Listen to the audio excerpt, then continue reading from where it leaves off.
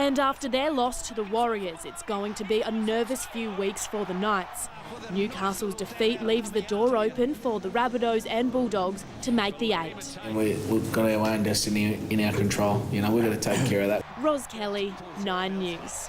The Dragons have lost 4 in a row but remain 5th on the ladder and face competition leaders the Storm next weekend in Melbourne. The Sharks and Bulldogs play tomorrow night.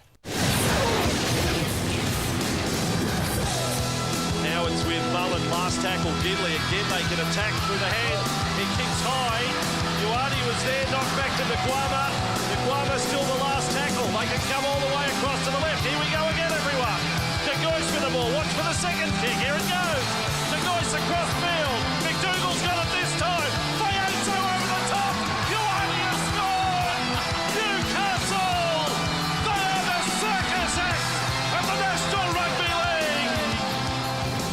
Yes, happy memories from round 24 last year when the Knights rolled over the Broncos. They desperately need a repeat of that result on Monday Night Football. And joining us is their playmaker tonight, Jarrod Mullen. Good to have you back, Jarrod. Yeah, thanks for having me, guys. Look, post-Origin, there's no doubt you guys have been playing some great football. But there's also no getting away from the fact that you've struggled to beat teams above you on the ladder.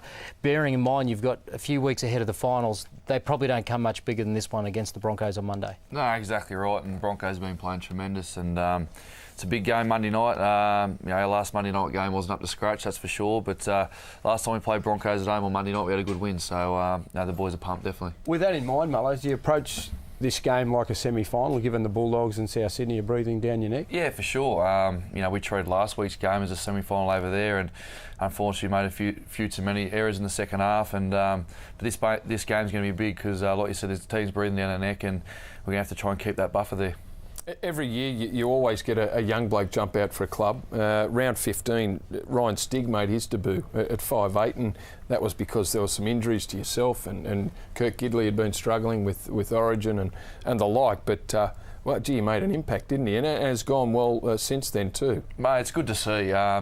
He's been biding his time there in reserve grade for a few years, and I think it's just a credit to him. He's been working so hard, and he's finally got his crack, and he's taken it with both hands, and he's really good to play with because he takes the line on and takes a bit of pressure off me, so I enjoy watching him play. I was just about to say that. The fact that he's got terrific footwork, and I remember, I think we called the Penrith game that he debuted in, and I said, well, he doesn't remind me of Brad Fittler, but he's certainly got a step like Brad Fittler. He has got terrific footwork, and it does offer you someone else to play off, and also someone to take the pressure off, like you said. Yeah, it helps when a half runs the ball a lot, definitely, because I can play off the back of that because it's usually a quick play ball when he's taking the line on because he's very quick off the mark, and he's a tough player, definitely.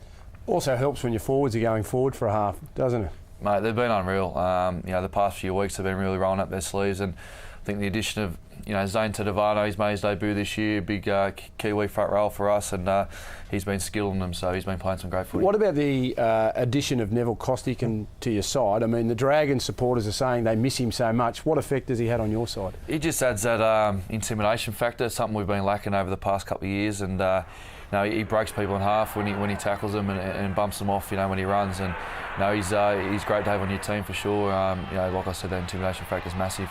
But it's not a bad pair because you've got Howson, who's been in some pretty rare form as well. He's been outstanding for you. And Joel Edwards, he's got a fair hit in him as well. He tickles their rib cage up a fair bit. Yeah, he does, Eddie. He likes to tell everyone that as well. But he's been great as well. He's a good find for us. And Howzo, I think it's just a credit to him how he's come back this year after obviously last year. But he's a great player, and I think an Origin player of the future. Now we've been discussing the Dragons and coming up with some reasons why we think they are struggling. And now one of them was the fact that Wayne Bennett announced that he was leaving and going to the Knights. You blokes have had plenty of disruptions. Rick Stone's, he's taken it on the chin, the fact that he was to be demoted. How did that little period with the announcements, you had blokes leaving the club, being shown the door, Corey Patterson, Bo Henry shown the door. How did that affect the Knights? Probably not as bad as what we thought, actually. Obviously Pato leaving and Bowie leaving mid-year, it does make a bit of a disruption, but I think it's a credit to Stoney how he handled it. He really endorsed the Tinkler takeover and stuff like that, knowing well that Tinkler wanted to bring Bennett in. So I think that's a credit to his character, and he's going to be under Bennett for the next 4 or 5 years, and I think that's just going to really project his coaching. Yeah, just on the coaching issue too, and I think, Jarrod, you'd probably agree with me, and you can relate this to the Dragons, that you can blame that, but players only blame that if they're looking for an excuse. And players generally find an excuse pretty quickly, don't they? If there's an excuse to not perform and blame something, players will find it, won't they?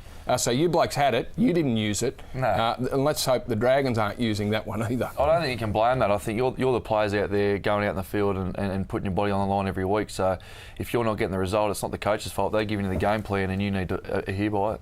Talking about every week, this bloke doesn't play every week, he plays like once a month.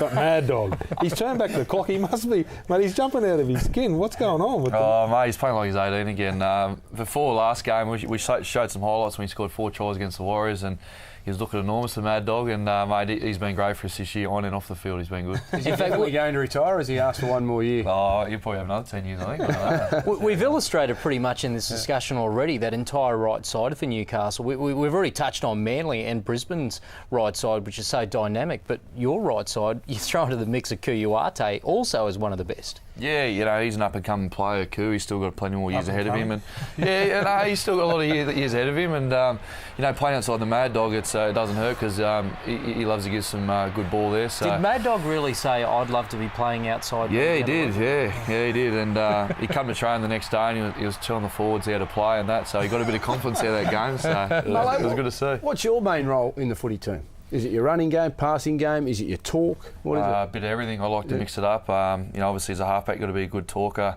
I like to take control of the kicking game, obviously, and I don't like to pigeonhole myself. I like to run the ball and do the pass and everything like that. It's a lot on the shoulders, but I enjoy it. Yeah. Is it hard not to get ahead of yourselves? I mean, obviously you're in a situation this week that you will see whether South Sydney win on Friday night. You will see whether the Bulldogs win, and there could be an opportunity that you think, well, that gives us a bit more breathing space. Are you looking any further ahead than this game on Monday night? You can't do that, especially in the NRL. You've got to take it week by week. I know it's a cliche and everyone talks about it, but week by week, we win this game, we're still in the 8, and that's where we've got to be at the right end of the season. Now, Wes Naguama, we won't see him again. That's a very strange injury to tear your tricep. Yeah, tore his tricep. I had to get an operation, and he's playing some great footy, so, we'll miss him out wide, but he'll be back bigger and better next year. And your pec's feeling, you're good? Yeah, all good. Yeah, it's just something I've got to manage for the rest of the year, and just needs a good off-season of rest and a bit of weights and stuff like that. But sun and surf. Just on that, a bit of that, just sunbaker. Jarrod, can you lend any weight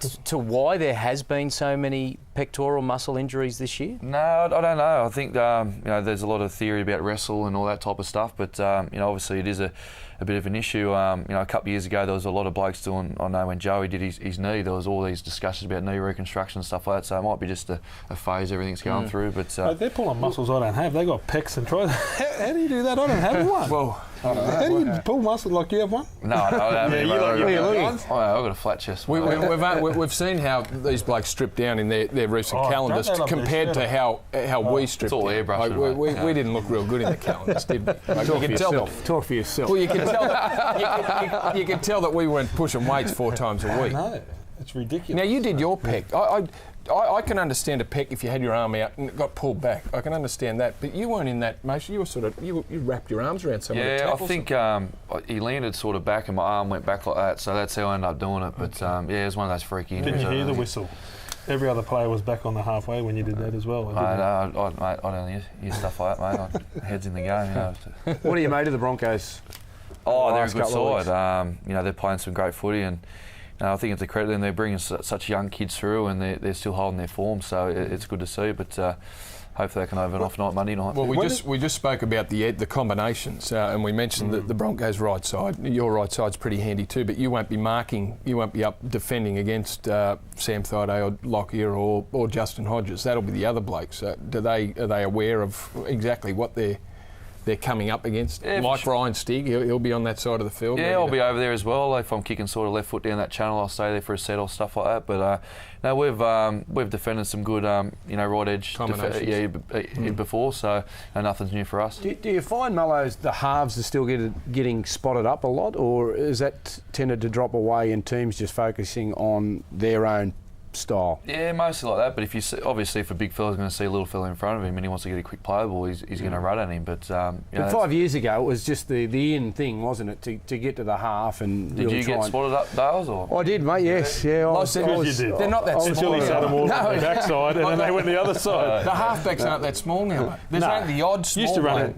Yeah, used to run These sticky. guys are 95 kilos. Yeah, but you never run. He smashed them in Origin. He used to put hits on front rows. He told us that in the country camp. But tell me this: so like a fullback like Josh Hoffman, he's in great form at the moment. Do you go in there with a game plan and think, okay, well, I'm going to kick away from him? Do you bomb him? Do you kick away from him, or do you bomb him and put pressure on him? Oh, we have a game plan, but I don't want to tell him that, obviously. But I think he's a sort of. He's going to know after a minute, so you might not let him know. No, I think he's a type of player. Sort of last week, Kevin Locke, explosive, very quick. So I think no, I don't know. So I think you just need to present a straight line to them type of players because they can hurt you with a staggered line.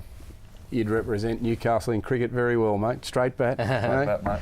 What are you expecting Monday night as far as a crowd? I mean, this potentially is one of the biggest games of the year. Do you hope to get pretty much a full house there at Osgrid? Yeah, definitely. Last time we played Brisbane on Monday night, we got a massive crowd, and they're traditionally a good crowd. I know some Friday night games when I was growing up, going to there. There was 30-odd thousand there, so that'd be good. It definitely helps the boys. They say it's a 10-point lead with a sold-out crowd, so hopefully we can get that. And all the talk of Nathan Tinkler, and it's probably a story that no one really noticed, but the deal was finally sealed last week, wasn't it? Where Tinkler actually now does own the Knights. The bank guarantee was there. He's paid out the Knights' debt.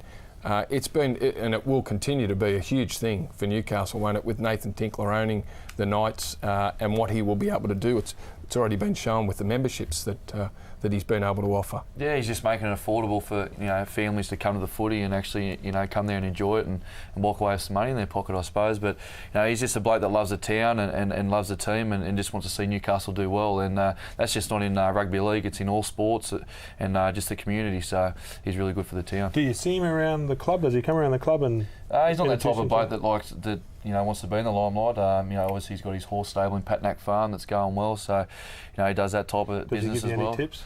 No, mate, no. He doesn't give me any, so he might have lost my number. Wouldn't they? Oh. Hey, blokes around the footy club, Dukes, he'd be rubbing shoulders trying to get one more year. He's got so many going around Patnack Farm, he wouldn't know where they're running. He's got hundreds of them. Jarrod, best of luck on Monday night against the Brisbane Broncos. This is the big one for you boys. Personally, great to see you back fit and playing some wonderful footy. And beyond Monday night, best of luck possibly for the finals in 2011. Yeah, cheers. Thanks for having me on. Jarrod Mullen, our special guest. We've got all the TAB Sports Bet odds and our tips next. Stay with us.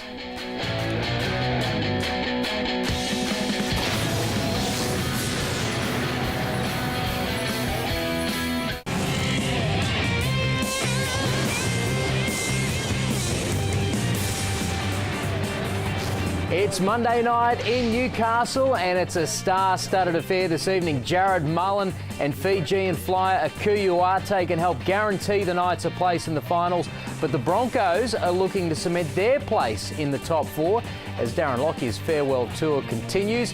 Can the Knights' big hitters send the Broncos legend home winless? Find out live. You're on Australia's sports leader, Fox Sports, and this is one of the games of the season. Great to have your company this evening. I'm Ryan Phelan, and joining me, the boys on Monday Night Football, the boys being Wayne Pearce, Gary Freeman and Wendell Saylor. It really is one of the games of the year, isn't it, Junior? So much expectation as far as where these two teams will stand in the finals on this game tonight. Yeah, especially, and after the results of the weekend, a lot of pressure on Newcastle. It'll be interesting to see how they can handle the sort of pressure that's been thrown up, given that their position in the 8 is a little bit vulnerable at the moment, but they're at home, and with that home ground advantage, I think comes an expectation that they could well win this match tonight. And Wiz, it's a game they need to win. Since State of Origin, Newcastle have failed to beat a side above them on the ladder. So mentally, this is such an important one. It's going to be amazing, one, the pressure that these players are under. Junior just mentioned it, but I just feel that with the Newcastle boys really seeing that South Sydney won, they're only 49 points in front on for and against. That's added pressure going into this match. They would have been watching Friday night going, let's hope they get beaten and the pressure's right off. Because if it comes down to the last game of the round, which I know we're going to show, you'll see that Souths play Newcastle, and that's when the pressure's going to be on too. Indeed, and Newcastle have one of their worst winning strike rates against your former side, the Brisbane Broncos. A lot of those results coming in the Andrew Johns era. Surprisingly, they struggled against the Brisbane Broncos, yet recently the Knights have had better fortunes against the Broncos, particularly at home. Yeah, I'm not sure why that is, but the Knights don't seem to care about the Broncos team. They just back themselves against them.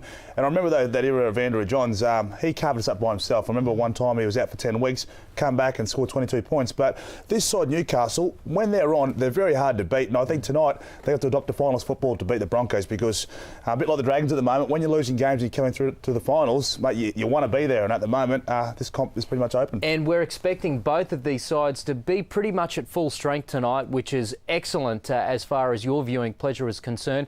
Now, Newcastle are currently 8th on the NRL ladder, ahead of South Sydney on points difference. And you touched on it, Wiz, the fact that South Sydney had that such an enthralling win on Friday night. I'm sure there'll be a lot of Bunnies fans watching this game tonight, because they will be really death riding the Knights at home. The whole, without a doubt. You know, they want to make sure that the Newcastle side sitting there in 8th position do not move till next week and then the week after. And I just think in the last 2 weeks of this football that's been played in 2011, some of the exciting games we are going to see. And the game tonight, it's got to be built up like a semi-final. They've waited all week, they've seen all the other games, they know which teams have been playing well. Now it's up to Newcastle to stand up and be counted. And there's the run home, Junior. It's not an easy one for Newcastle, but you probably like to be tested against the better sides in the run home. Yeah, I mean, you would, without a doubt. The Dogs played well against Manly on the weekend, so that's going to be a tough one, because that's away from home, and South could well and most likely will come down to that last game. Having said that, if they're going to be they need to be competitive against Brisbane tonight. If they do lose, they can't afford to lose by a big margin because of the points differential that we're talking about, because South Sydney will go ahead of them. All right, time for the team news now. On tonight's clash, Andy Raymond has the latest in Newcastle. Good evening, Andy. I'm sure this one has a finals atmosphere tonight. Hello again. Hello. Sounds like the start of a Neil Diamond song. We shan't be singing anything, we will be talking footy, and we will be talking it up. A huge game tonight at this wonderful facility here in Newcastle for what is our second last Monday night footy of the season. It is going to be a beauty despite the conditions, because they are wet, windy and reasonably cold. Let's check out how the two sides will take the field here on Monday Night Football. And first we'll go to the Newcastle Knights. Gidley, McManus, Sau, MacDougall, Uate, Stig and Mullen. In fact, no changes as we go all the way down to the back of the scrum, and preferred as starting minute lock in 16 is Cameron Ciraldo. That means Joel Edwards, Matt Hilda, Richie Faoso and Keith Lulia are the bench. The coach is Rick Stone as the rain starts bucketing. Looking at the Brisbane outfit, Hoffman is at the back, and as you predicted, boys, out as Dale Copley, and Jaral Yao-Yi in 18 will take his place on the wing. Lockyer and Wallace once again the halves. What a strong forward pack that is. The bench, Gillette, Hunt, Teo and Haller. The coach is Anthony Griffin. I caught up with both he and Rick Stone a short time ago. Rick, other results have kept the pressure on. There is no such thing as a relaxing weekend for a footy coach. No, there isn't. We're keen for this one, though. It's obviously a big game for us, and there's a bit in front of us and there's a bit behind us, so pressure's on all around. How difficult is it, not so much for you and the senior guys, but for the younger guys, not to keep looking over the shoulder to see who's coming? Oh, look, I think we've concentrated on keeping in front of us exactly what we've got to do, and that's the Broncos this week. Obviously, we get a chance with the Bulldogs and the Rabbits in the next couple of weeks, but Broncos first and foremost. Junior Sau, Neville Costigan were in some doubt. They'll play? Yeah, both come through training pretty well, and they'll definitely take their place tonight. What's your key to victory? Where do the Knights have to be good? Oh, consistency. We let ourselves down in the second half last week against the Warriors. We were pretty good in the first half, I'd suggest, and being good a few weeks before that. So if we can tidy that up, we're in business. What's impressed you about Newcastle this year as a result? Where do the Broncos need to be good? Defensively, they're a real strike weapon and attack right across the field. They've got a lot of people that can break the line, and they play with a lot of width at times. So we're going to have to be very good defensively.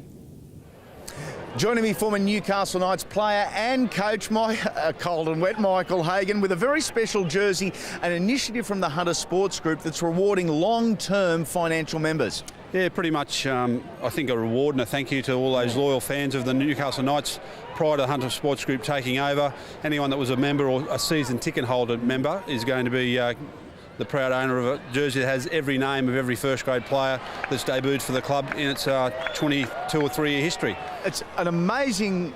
It's a big cost too for HSG. All the players on there, the coaches on there, you've got your name on there twice, and there's some beauties there. It's a collector's edition. Yeah, it will be. It's a good initiative. I think anyone that's followed the club for its entire history will recognise most of the names on there, and there's probably a couple in there that they won't remember. They only played a game or two, but in the end I think it's a good acknowledgement for everyone that's played at the footy club, and a good acknowledgement for the fans, and a nice thank you and a reward for people that follow the club through good times and bad. Let's talk footy. Can they do it tonight, your boys? Yeah, I think they probably can. I mean, they're in pretty good form. Even last week against the Warriors, I thought the first 40, 50 minutes they were well in the game. They'll need to play well against Brisbane. They're a quality team, and they're pretty healthy. I think Newcastle, they've got enough points in them to worry the Broncos, and it should be a fair game of footy. I'll let you get out of the rain. Thank you. Can't wait. 60 minutes until kick-off here at Ausgrid Stadium. Over the course of the pre-game, we're going to speak to Sam Thaiday and Kurt Gidley. The rain is about. Does that change anyone's tips? We'll find out a little bit later as well. Yeah, interesting to see those conditions up there, but what a wonderful initiative that is from the Tinkler Group to give those jerseys out to loyal fans. I'd love to see that from... that sort of thing from more clubs out there, giving back to the fans that pay their money for membership year in, year out to support a club. Well, mate, I know that over the last couple of years, being a part of the Dragons and the Red V, understanding where the members also, and also the Red V members and all that, where they go, how much money they spend to get there, the fan day. So for me, I understand that more and more now about rugby league, and I know the other code, we won't talk about it, does it a fair bit, but we're very strong in that too. Is that something the Commission will definitely look at, Junior? I mean, if you compare it to AFL, there definitely needs to be more reward for members and membership in rugby league. That's obviously going to be a big talking point for the Commission. I think there needs to be more focus, a lot more focus on building memberships, and I think there needs to be a lot more focus on building connections to communities. That's happening at the moment, but I think there's a lot more that can be done in that area. And the initiative by Nathan Tinkler and the Hunter Sports Group is fantastic. I mean, it's just a small step, but I think there's a lot of other things they've got planned up there to reconnect with the community, and that's what it's about. It's about building that tribalism again that was evident probably pre-Super League. We lost a little bit of that during that Super League war, but I think we can gain some ground back. Yeah, and some of those lucky fans probably will be even more proud to have that jumper should Newcastle pull off a big win against the Brisbane Broncos tonight. After the break, the set of 6, and we're off to the boys at the ground to preview tonight's match. Let's hope the lights don't go out in Newcastle tonight. Oh, there's some light. Are you serious? The lights are gone. The lights are gone. Glad we're not at the old grandstand. I'm still shaking. I'm seriously. You're still trying to maintain composure, aren't you? There was about 4 explosions, and it was heavy stuff.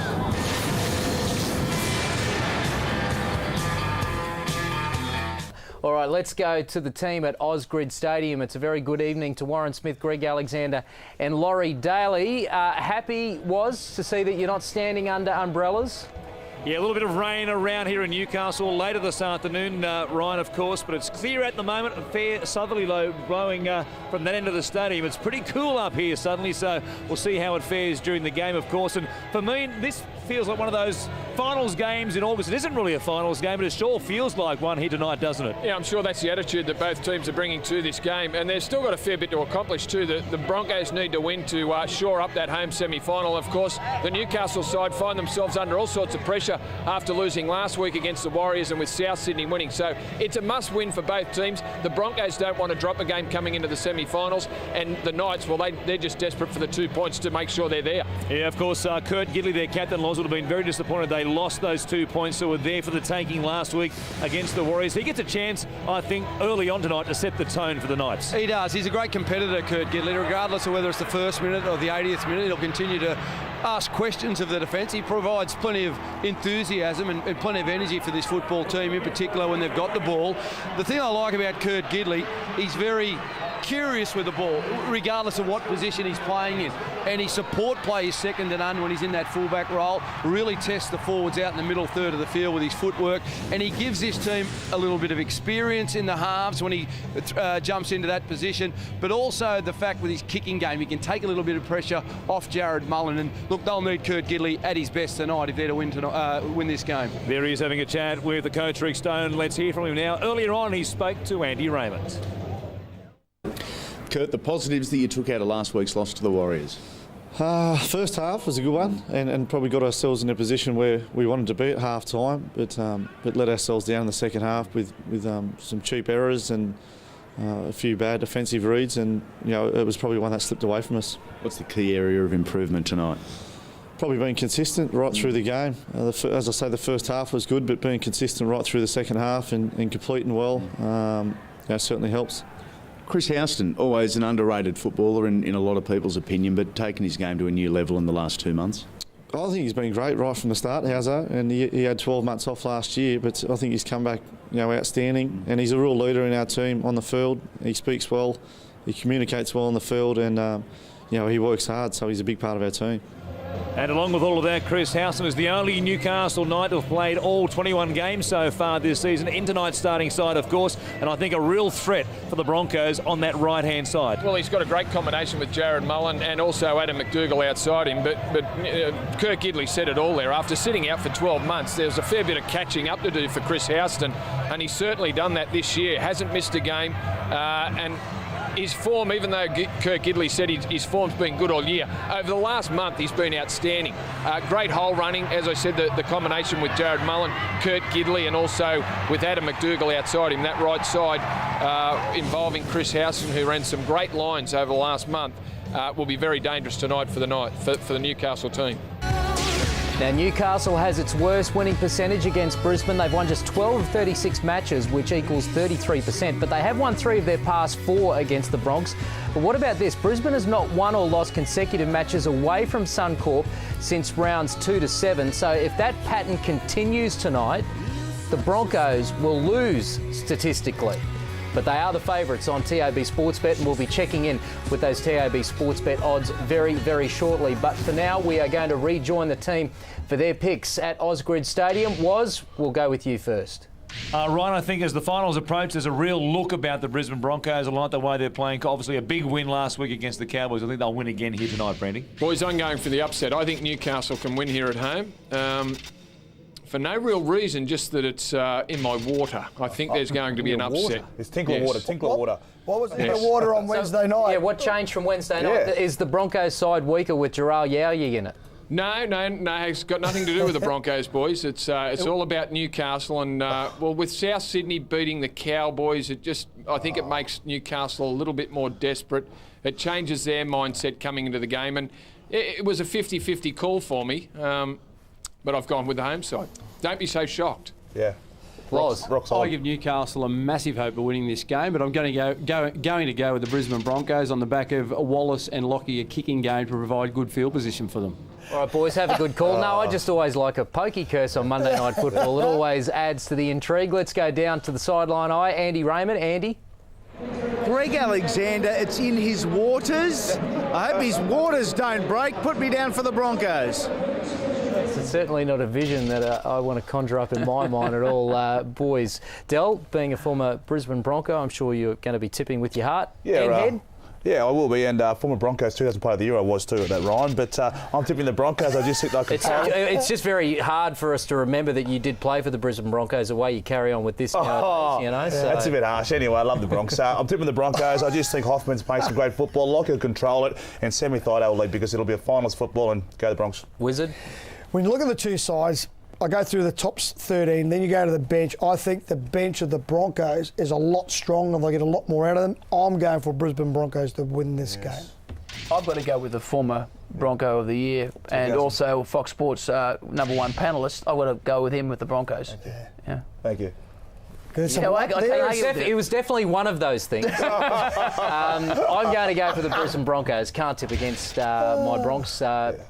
Not very confident though. Should be a tough game up there in Newcastle. All right, kick-off not too far away on Monday Night Football. This has a finals feel about it, doesn't it? As we go back to Warren Smith and the commentary team at Ausgrid Stadium it doesn't get much better than this one. No, what a clash we have here, an all top 8 clash. It's a night to rug up. I'm going to tell you boys here at Ausgrid Stadium, there is a cool southerly blowing down the ground right to left as we'll look at it during the game tonight. A little bit of rain around later this afternoon, but it should be okay tonight. And we'll wait and see if there are happy or sad faces on the young and old Newcastle fans. Round 21. The Newcastle Knights at their best. They can't stop Uate. And the party continues in Newcastle. Round 22. Beautiful stuff from Kurt Gidley. Back-to-back thumping wins. You've struggled to beat teams above you on the ladder. Round 23. Warriors again through the nemesis of the Newcastle Knights. The team's breathing down our neck and we have to try and keep that buffer there. This potentially is one of the biggest games of the year. Broncos have been playing tremendous. And the Broncos score first. It's your Why wouldn't you pump your fist? Do what you want to do next. Build a chance. Get down. Intrudes here this evening. Monday Night Football thriller. And the Broncos have beaten the Knights 26 points to 6, but they will count a cost with Justin Hodges once again straining a hamstring. And that could have consequences for the rest of their season. Well, that will be the talking point coming out of the game. It was a comfortable win in the end by the Broncos. They struggled in the first half, both teams did, with their control of the footy. And they withstood a fair bit of pressure early in that second half. A try against the run of play to Jarrod Yao Yi, an intercept where he went 90 metres, helped the Broncos on their way. They took a 10-point lead and were never headed from there. A polished performance to finish off the second half from them.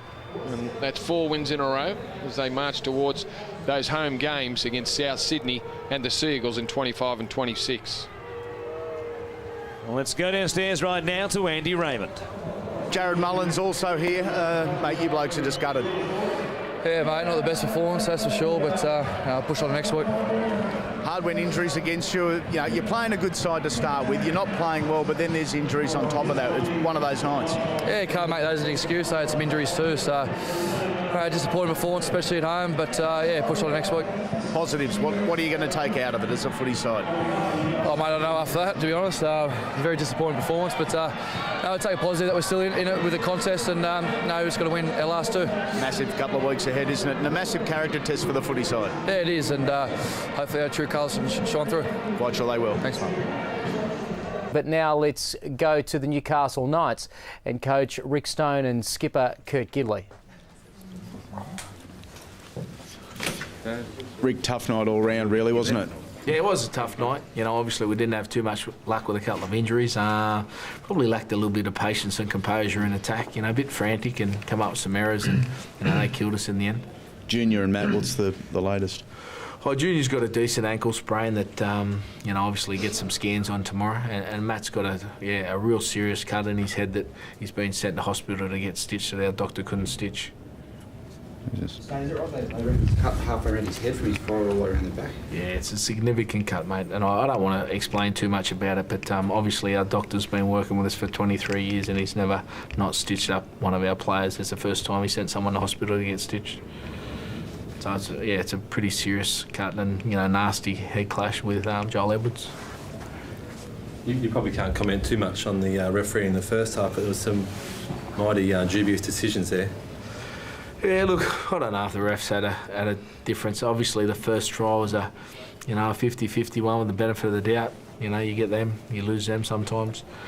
I think, both teams made a few errors in the first half. I think it was 8-9 in the first half, and the Broncos tidied up their act, and we didn't tidy up our act in the second half, and probably that was a difference. They could maintain pressure. Probably their last play kicking game's a lot better than ours as well, and they deserve their win. What was your take on the Houston sin bin? Yeah, look, tough one. There wasn't a lot of time between the ball getting to Jack Reed before Hauso got there, and that's a fairly significant call in the game in the context of the game. Saw one similar, but probably even a bit worse for Kieran Foran yesterday, obviously, and I didn't think Chris was as bad as that, but Look, you know, you try and roll that. I thought we handled that pretty well. We scored a try when Aku scored down the short side off a scrum, and you know we got to 10-6 at half time, and you know we were in the game. Our second half was a bit untidy, and they were pretty good. Did you only have yourself to blame for the game, the team? I mean, just too many mistakes. You didn't give yourself a chance. Yeah, and you know we know when we play well, we don't make many errors and we complete well. And that's the difference between, I suppose, playing well and not playing well. It's making mistakes and putting yourself under the pump, and especially making errors in yardage. You had some chances in that early second half, a couple of chances down that left side. Do you think if you could have grabbed one of them, a different outcome? Yeah, it was a good arm wrestle that the beginning of the second half, I guess, and the intercept was totally against the runner play, I suppose, and a tough one. Certainly the momentum swing from that. Ricky Junior and Matt, they're probably in doubt this week. Are they in doubt for the week after that even, possibly? Yeah, possibly Junior would be. Obviously Matty's got a fairly serious cut there, and we'll have to see how he pulls up and how that obviously comes together over the next few days and probably ensuing weeks. So yeah, it's a tough one. Mullo's probably got a little bit of a shoulder problem that we've got to check out as well. But yeah, tough day at the office, and you want to thank the 19,000 that come out on a dusty old Monday night to support us. It was terrific, I thought. You know, we still control our own destiny here. We've got 2 games to win to make the semi-finals, and we've worked pretty hard this year, real hard actually, to get ourselves in this position, and we're sure not sort of giving up hope, that's for sure. We still can win a couple of games and make the semi-finals in our own right, and that's what we plan to do. Is that the thing, the next 5 days gives a short turnaround to get the boys' spirits up, knowing that it is still in your control? Yeah, for sure. One thing I can say is we're certainly not, you know, rolling over. That's from me right through to every one of our boys. Is we're doing everything possible to make the semis and certainly the next 2 games. And you know, I'm looking forward to the last 2 games. The pressure's going to be on, and that's when you got to play well and perform. So I'm still really confident. Thanks, James. Kurt Gidley there with Rick Stone. It's been a really tough week for the Newcastle Knights, obviously backing up from Monday Night Football and that loss to the Brisbane Broncos. Compounding that was the myriad of injuries they've had. Here on game day, the team has certainly been chopped and changed, but I guess, Brandy, one boost is that they will have Jarrod Mullen. Is it a factor that the fact we were hearing Tyrone Roberts may play even as soon as this morning, that even a half-fit Jarrod Mullen is better for the Newcastle Knights today? You would think so, Ryan. Look, Jarrod Mullen's an outstanding player. He has been a little bit quiet himself too over recent times. The last couple of weeks, Brisbane did a good job to round him in. He'll have Kurt Gidley on the other side of the ruck today. Of course, Gidley moving into the 5'8" position, but Jarrod Mullen has had some big games against the Dogs in the past. Last year, actually, got them out of a hole when they had a win here at ANZ Stadium. They won that one 20-16. Jarrod Mullen's running game will be important today. He'll ask plenty of questions of the Bulldogs' defence, and of course he's got that lethal left foot kick, and we'll see how he combines with his right side. Even though the Mad Dog isn't there, they've still got Akuila and Chris Houston on that right side, and that's been the focus of their attack over the last month. They've been pretty potent. You mentioned Houston, of course. He could have quite a battle this afternoon with Frank Pritchard on that side of the field. Let's hear from the back rower now, who also spoke with Brandy. Chris, short turnaround. There were some injuries coming out of the Broncos game. How's preparations been for this one?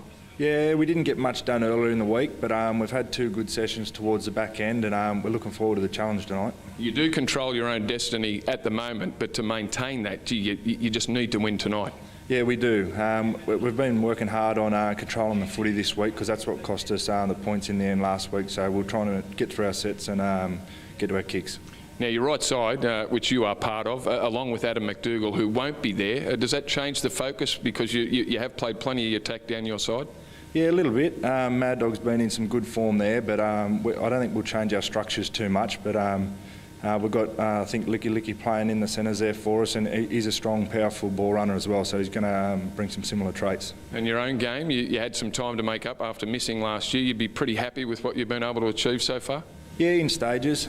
Still trying to be a bit more consistent, I think. But I've shown, I suppose, some good games and some not so good ones. Could be a big factor this afternoon for the Newcastle Knights. Chris Houston. Now, let's go down to our sideline. I, Brett Kamali, for the first time today. And Noddy, a former Newcastle Knight, you played 6 games, of course, with this particular club. And there you are getting presented with a special edition jumper that the Knights have produced, which goes back through all the players to have played for the Newcastle Knights. Mark Glanville there with you, a terrific moment for you. Yeah, that's right. I'm a former Nova Cashin and played 3 first-grade games as starter and 3 off the bench in Newcastle. So was a member of a winning 1995 reserve grade side for the Knights. So to get presented that jersey today was a good honour, and it'll be handed on to my parents next time I visit Newcastle. So in talking about Newcastle, big mail is you mentioned that Jarrod Mullen been very injured. Very bad shoulder. I'm going to say that he will struggle in tonight's game. Just keep an eye on the impact of Jarrod Mullen in the game. I think that's the importance of Kurt Gidley playing 5'8" and helping him. Kurt Gidley will take a lot of pressure off Jarrod Mullen, do a lot of the running game and try and keep Jarrod Mullen out of the play.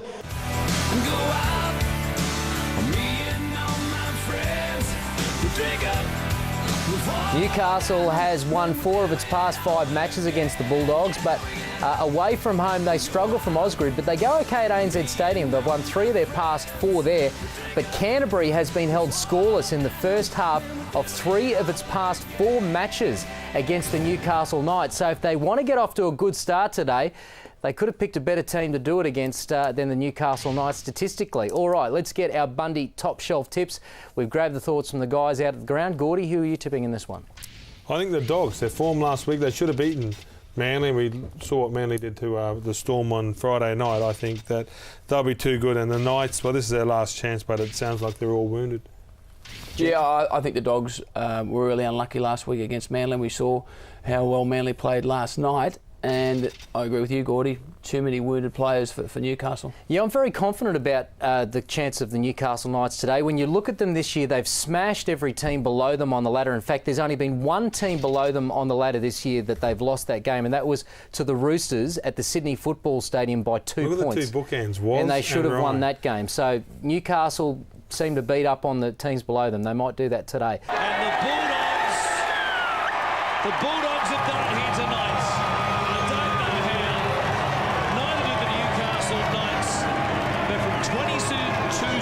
Down at the break, they've won 32-22. Well, we've seen bigger comebacks in terms of points, 22-6, not insurmountable, but what the Bulldogs offered in that opening 40 minutes, as you said, you could have given them thousands. They were absolutely no chance to come back into this game, going on what they provided in the first half. They turned it around, they played some razzle-dazzle football, and it was good to watch. And it keeps them alive for another week and puts all sorts of pressure on the Newcastle Knights, who now, well, destiny has been taken out of their own hands. They're relying on results. Next Friday night, they take on the Rabbitohs in round 26. And as we said, no matter what happens in that game tomorrow, it will be alive for the Bunnies, who now, with a win over the Broncos tomorrow, can leapfrog the Knights into outright 8th position. Let's go downstairs right now to Brett Kamali. Here with Jarrod Mullen. Jarrod, I asked Benny, how did they win it? I can ask you the same thing. How did you lose it? Just too much drop ball, mate. It's been the story of our season. Our second half has been poor, and 1 game to go. Hopefully we're still in it with a fight. But now sets a good scene for Friday night. You've had 2 very physical games. How does Rick Stone get you up for possibly a semi-final run? Yeah, obviously a bit of rest this week. It's been a tough couple of weeks, but Old Boys Day next Friday night. It's going to be a big occasion, so it's all on the line then. Yeah, obviously a former Old Boy myself. I know what it used to feel like to run out there amongst them. How's your shoulder, mate? You're 100% for next week? Yeah, it should be right. It pulled up okay, but I'll be there, mate. Well, makes for a very exciting finish to the season. Thanks, Jarrod. Thanks, Noddy. Cheers, mate. Certainly does that. A little bit too exciting, I think, for the Newcastle Knights fans. The Knights against the Rabbitohs next Friday night. The Bulldogs have joined the Knights and the Rabbitohs on 26 premiership points, but they are 83 points behind Newcastle on 4 against and 51 points behind the Rabbitohs. It looks to be a battle between the Knights and the Rabbitohs for 8th position. The Rabbitohs play tomorrow. We'll take a break. What a beginning tonight to Bundaberg Super Saturday. The boys in the studio right after this.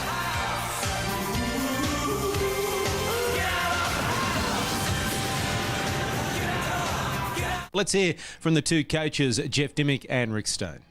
And it started that frantic and it went end for end very quickly. And even though the play count wasn't a massive imbalance in the second half, the amount of, like I said, the amount of ineffective tackles that we made was probably the worst for the season for us. Yeah, difficult times there for Newcastle. They're on a losing streak and they take on South Sydney next Friday night, and there's plenty to play for. A spot in the 8 is up for them next week, but they certainly are struggling at the moment. Last night, the Knights blew a 16-point lead against Canterbury in a performance Rick Stone labelled embarrassing. Wins too for the Panthers and Cowboys, although North Queensland did it tough, while the Bulldogs dented Newcastle's finals ambitions. Ben Barber's late effort will be a candidate for Try of the Year, one of 2 4-pointers that left Knights coach fuming. If you defend like that and you have that sort of intent or lack of, mate, you might as well not be in the finals. Boy, it is all hotting up in the NRL. 1 round to go, plus 1 game, of course, on Monday Night Football when the Tigers take on the Titans. But next Friday night, the Newcastle Knights up against the South Sydney Rabbitohs. What a game that will be. The winner, more than likely, will move on. If it's the Knights, they will certainly move on to the finals. And with us right now is Knights halfback Jarrod Mullen.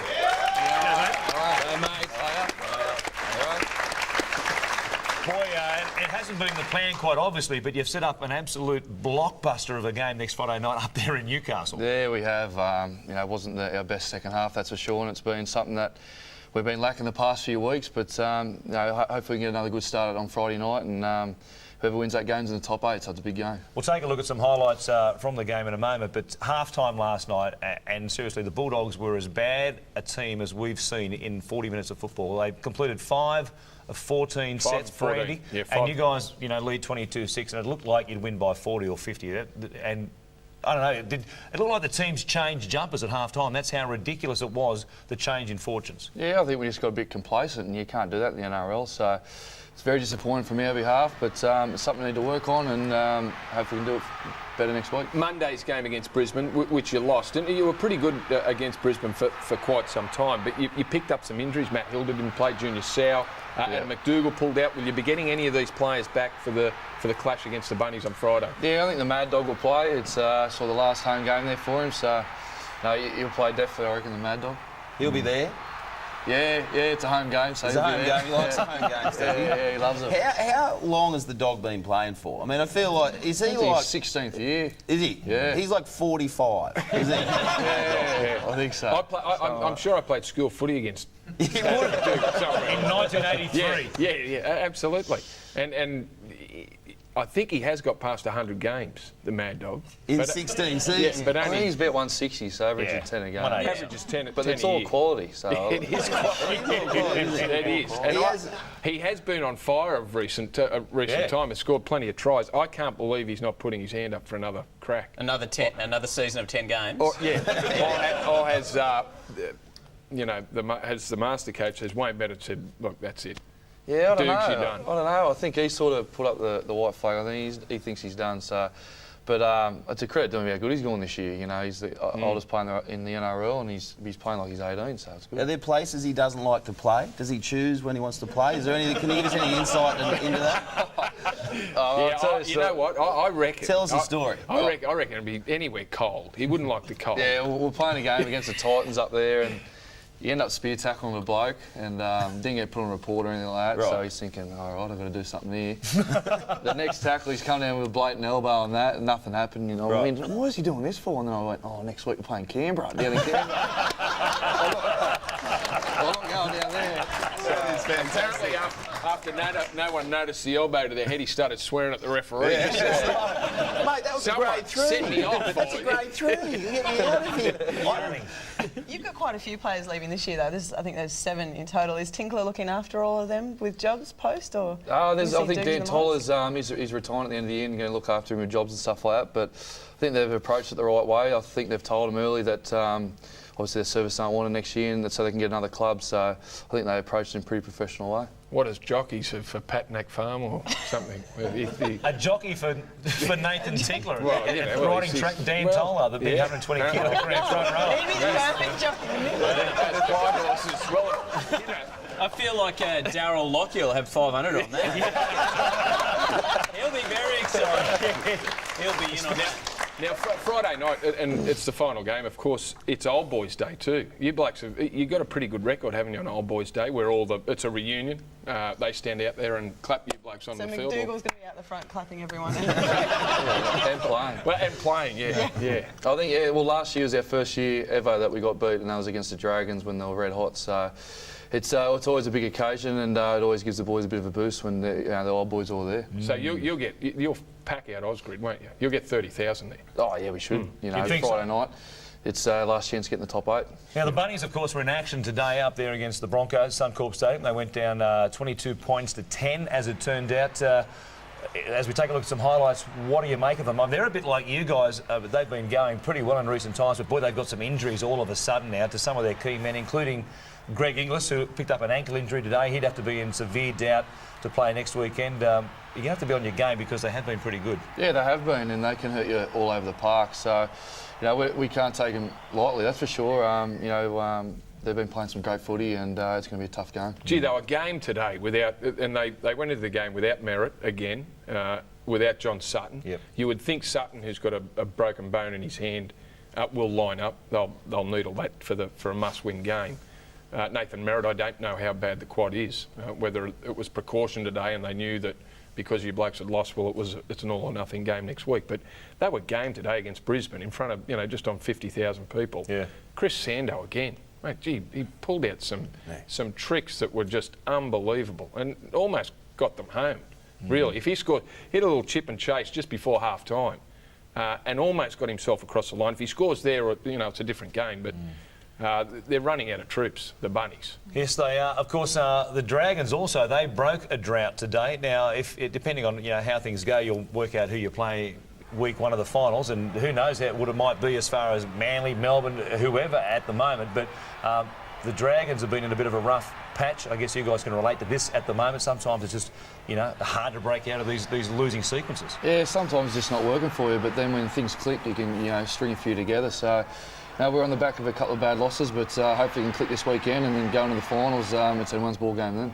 Yeah, 26-22, the final scoreline on this one, and the Warriors really asked a lot of questions late for the Dragons' defence, which has been their strong suit for three seasons now, up until recent times, of course. Got them across the line when it mattered most. A couple of good put-downs today by Brett Morris and also Jason Nightingale. Now, here's the ladder.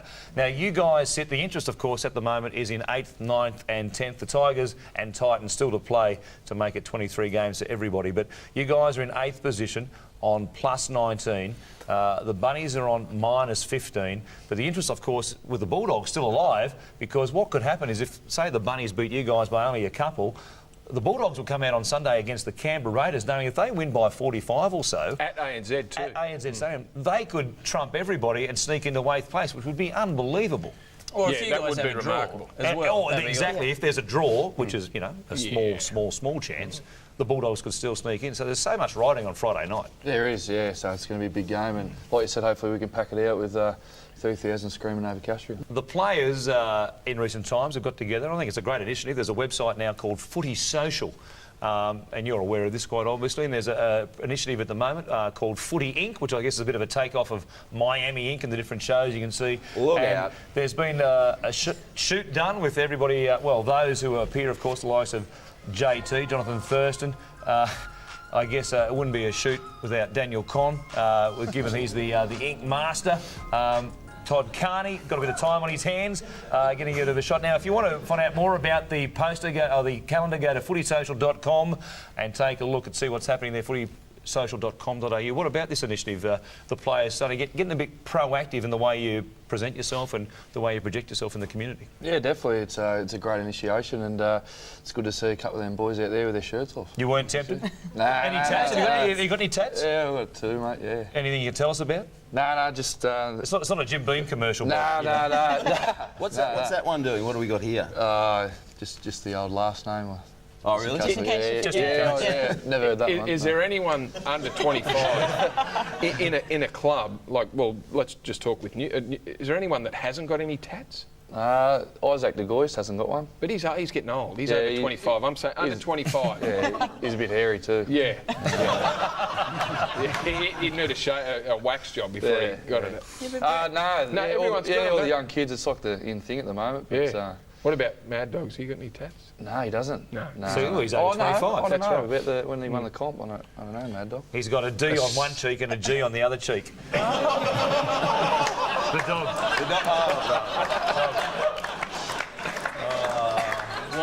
Woof, woof.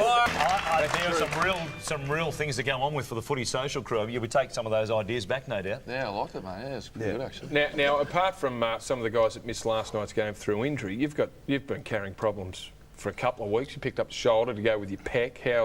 How is everything? Yeah, the shoulder's a bit like a wounded pit bull at the moment. Yeah. Sorry, I had to drop.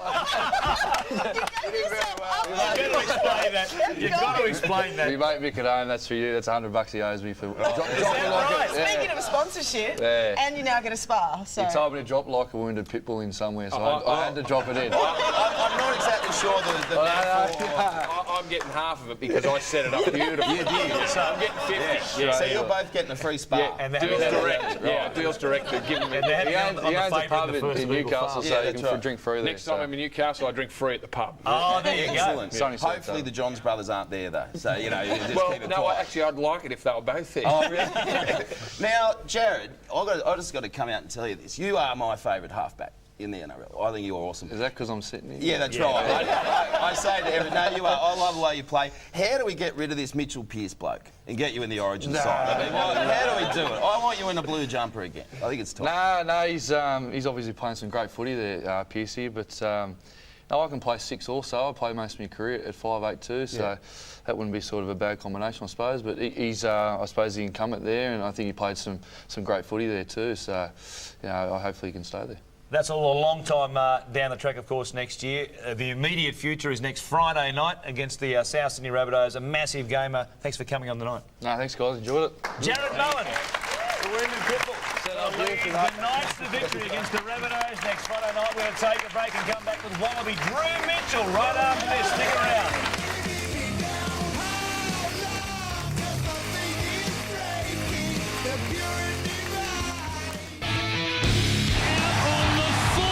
Newcastle have the staggers. Adam MacDougall tells us how they can stop the rot. Hello and welcome to 1 Week at a Time. It's been a very busy day in the NRL, and here to offer his insights, Ricky Stewart, fresh from a Canberra Raiders reunion. That's right, yeah, we had a 30-year reunion down at Canberra on Saturday night. It was great. It was nice to see a lot of the old boys again and have a few beers and watch the game. Speaking of old boys, Adam Mad Dog MacDougall, just days away from your last home game. Yeah, I'm really excited, and it should be a great game on Friday night against the Rabbitohs. Who would have thought that this weekend will determine the final 8? So, old boys' day, and it's my last game, so I'm hoping to see a big crowd there on Friday night. Could be some emotion too, I'm sure. Now, coming up after the break, our own Adam MacDougall celebrates his last game for the Knights in Newcastle. Now, after the break, the big story, what special farewell the Knights have got planned for Adam Mad Dog MacDougall. I'll tell you next.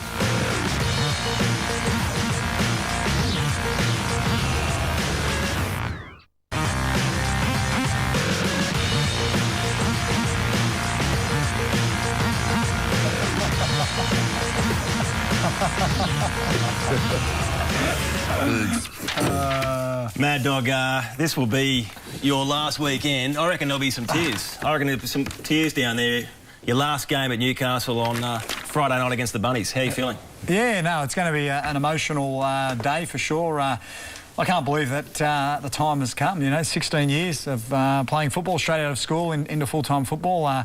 Never had a real job, as my wife's always told me, so it's going to be a massive reality check, I think, this time next year. We see so many people get to the back end of their careers and they're probably not in the form that they'd love to leave the game in. Where I see you are, mate. You know, your form's been fantastic this year. Yeah, no, it's been a good way to finish my career. Whilst you know, I've had some injuries throughout my career. The thing I'm proudest about is my ability to bounce back from them injuries. And, you know, I was speaking to Darren Lockyer after last week's game, and we congratulated each other on our careers. And someone asked me, you know, was I disappointed I hadn't played as many games as Darren? But, you know, as a player, you don't look at the number of games, you look at premierships. how many games you play for Australia. You know, you look at the moments, they're the things you look back on, and there's some special moments that, you know, you ask any player, the career I've had, you know, I couldn't ask for any more. I've done everything there is to do in the game, and I've been very blessed to have the career I've had, and fortunate to, you know, been around for so long. Sorry, if you've had one special moment, what would it be? Winning the first grand final in '97. It was just, words will never describe. I won it again in 2001, and in somewhat it was a bit of a letdown after '97 celebrations, and yeah, the crowd and just the whole community just got so much behind us, and it was just fanatical up there. So it'd be exciting to see him do it again, because I know that the Newcastle people are starving for another premiership. Dukes, we'd all probably think that Andrew Johns has been the best player that you've played with. I know you're good mates with him. But who's second to that, or who's the best team member or the person you've just always wanted to or felt more comfortable in running out with outside Joey? I used to love playing with Mark Hughes. You know, he's a great character, and you know, he was so selfless as a player. You know, he was always, you know, one of the guys who'd always make you laugh around the dressing room, but someone that was underrated. And for me, you know, he did a lot of my dirty work. I sort of pushed him out of the way a lot and went in the centres to run the ball. He did all the tackling for me. So I love playing with Hughesy, and, you know, we had some great times up there. Now, you're supposed to be playing Greg Inglis on Friday night for South. He was supposed to be here tonight. It's not through fear that he's not here. He actually got injured. He's at home nursing, and it's ended his season, actually. Disappointed not to be able to go up against him? To be honest with you, and you guys know me pretty well, and you know how you guys delivered the news to me, I was pretty shattered.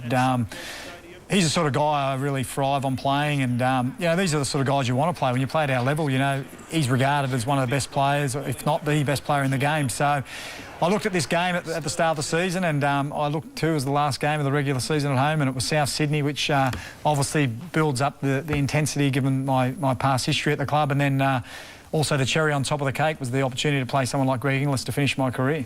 And over the last month, your coach must be disappointed in leading Warriors 16-4 at the break, leading the Dogs 22-6 at the break. It's not the sort of form you've been, and then getting beaten in both halves. It's not the sort of form you've got to be taken into a semi. Well, look, teams are going to be saying against Newcastle, we know it, that you know, if you hang in there long enough, they'll make mistakes and they'll let you back in the game, and mentally they'll question our toughness and our durability to play 80 minutes. So you're right, Ricky. I think what we tossed up there the other night in the second half was unacceptable.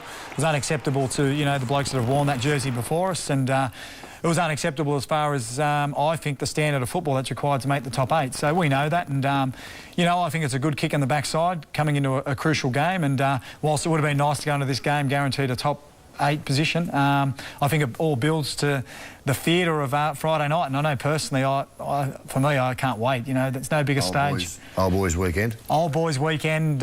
You know, this is do or die, and you know, I really do hope that people get out there to cheer us on, because that crowd in Newcastle, I think, can be the difference this week. I know when I was a player and or coach, you'd always look at the draw. When it came out at the start of the year, you'd always look to say, when we got Newcastle, because you didn't want to get them the last game of the year, because that's when they have their old boys reunion, and you just pumped for that game, are you? I mean, you're always up. Mate, it's something we live and die by out there, and if people out there haven't heard the creed before, be the player that other players want to play with. And when you go to run out that night, you've got some of the greats that have done that jersey before you, and there's a real obligation to, you know, take out onto that field the characteristics of the great players that have instilled in that jersey before you. So you've got to look at them guys in the eye as you run out, and when you come off the field, more importantly. And you have to have a dig, and you know, you don't want to let them blokes down. It's a massive responsibility. OK, now, a lot of people will be watching that shootout with South Sydney, including Canterbury, because there's still a little slim chance. Let's have a look now at this, the stats here for OPSM. Now, this is the scenario. If the best result for the Bulldogs is if you blokes play out a draw with Souths and they beat Canberra, they go through. Otherwise, they need to beat the Raiders by 40 points more than South Sydney defeat Newcastle by. So there's a glimmer of hope there for the Knights, for the Bulldogs, I should say. OK, stay with us. Up next on 1 Week at a Time, it's the Golden Point.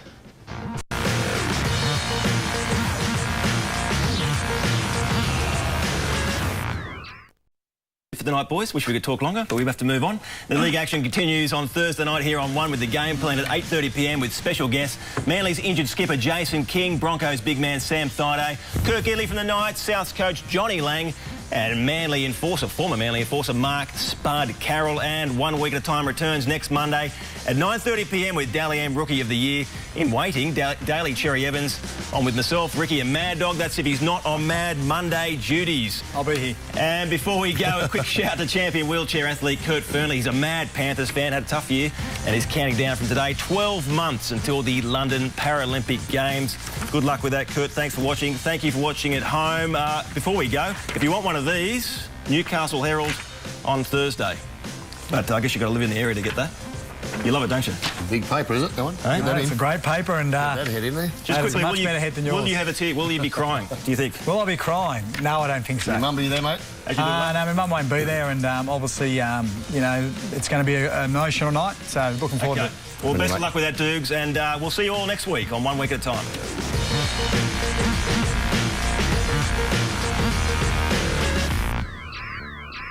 At Newcastle, they're doing plenty to farewell the Mad Dog, who's the only Knight upset Greg Inglis won't play. You play this game to play the best players, and, you know, for me it would have been a great way to finish my career. Patrick Mullahan, 7 News.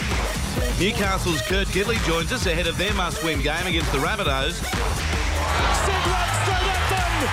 Ryan Stig has gone across for the Knights! And we meet Newcastle's rookie playmaker, Ryan Stig. You know, this time of the year, momentum is such an important thing. Coming up, the game that will decide who fills 8th place, the Rabbitohs versus the Knights. We go inside both camps with Newcastle captain Kurt Gidley and Rabbitohs coach Johnny Lang. That's coming up next on The Game Plan.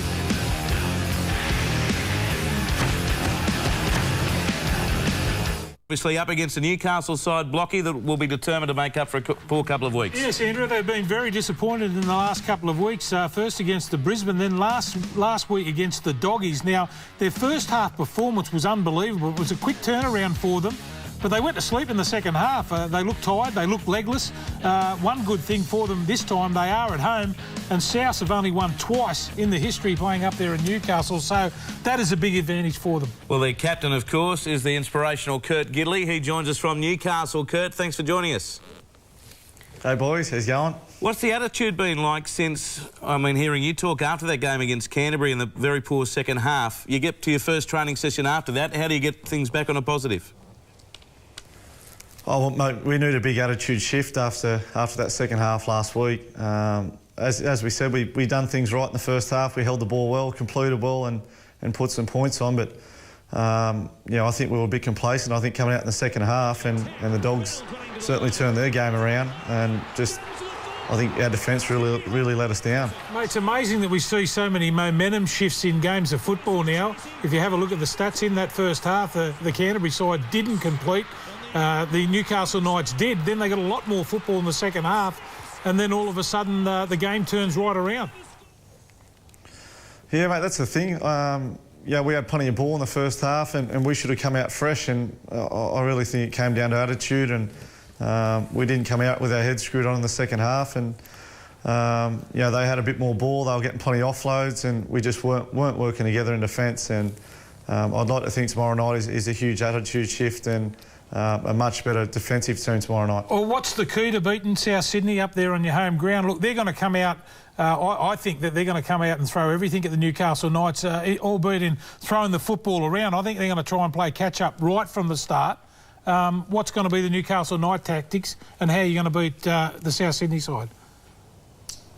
Yeah, mate, probably just looking at our own game, and I go back to the second half again. We weren't working together in defence, and you know, wrapping up the offloads, and South are a team where you know, they can play some ad-lib footy and plenty of offloads, and we need to work well together in defence. And you know, Chris Sandow's been playing some good footy for him, and Nathan Merritt, he's a great support player.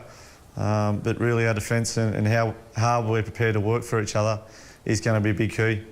Kurt, granted it hasn't been a kind month for you men, but in saying that, you turn up on Friday night to Osgrid. You know, in the past you've relatively owned the Bunnies, and not only that, you've got a great record when it comes to those old boys games, which invariably is the last home game of the season. So you go in there with a bit of confidence with that regard. Yeah, mate, I don't really look back on past games against teams, because I don't really think it means a great deal. I think it's about the game that's ahead, and and this is basically a semi-final for both teams, and it's great to be playing at home, that's for sure, our last home game, and in front of all our old boys and our ex-players, and we've had some good success on our old boys' days, but it's really going to come down to the 17 boys who are playing tomorrow night and working hard enough for each other. Well, we've been talking, Kurt, about South and the dangers they pose, but with the way you've been playing the last couple of weeks, in terms of your perspective, does it come down more to how you guys perform for the 80 minutes than them? Yeah, you hit the nail on the head there. For 80 minutes is the key. 40 minutes, it certainly doesn't do it, and 80 minutes is working hard for each other and holding the ball and completing well, and just having a real steely defensive game, and that's all in your control. Well, look, we all can't wait to head up there. It's going to be a great night at Osgood Stadium tomorrow night. 30,000 people. Good luck, Kurt. And like I said to John Lang, on behalf of Newcastle fans, we wish you well. Hope there's at least one more week. Yeah, looking forward to it. Thanks, boys. Yeah, can't wait. That's going to be a beauty. Thanks, Kurt Gidley, the Newcastle captain. Now, coming up after the break, we meet one of the men with a daunting task of stopping the South Sydney juggernaut, Newcastle's rookie playmaker, Ryan Stig.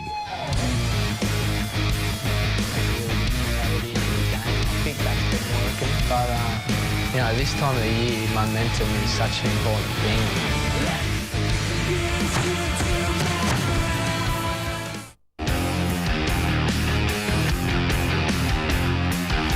Well, he's been touted one of the finds of the season, but this weekend we'll find out if Ryan Stig truly has what it takes. Tomorrow night, Newcastle's rookie 5'8" will face his greatest test since bursting onto the NRL scene.